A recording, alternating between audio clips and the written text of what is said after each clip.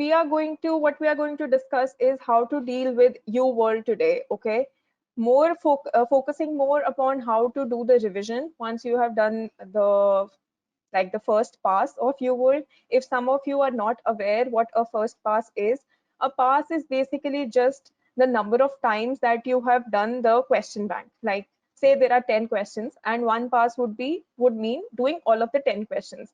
Two passes would mean doing all of those 10 questions twice. So it is just the number of times that you do the UWorld question bank. All right.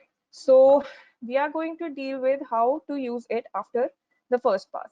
And are there any students who are currently using for UWorld? I think most of the students are usually in second prof, so I don't assume that you would have used, but if there are any people, I would like to know so that I can, like know how much in detail I have to explain to you the platform of UWorld, because it is very necessary to know how to use the platform of UWorld to maximize the benefit from it.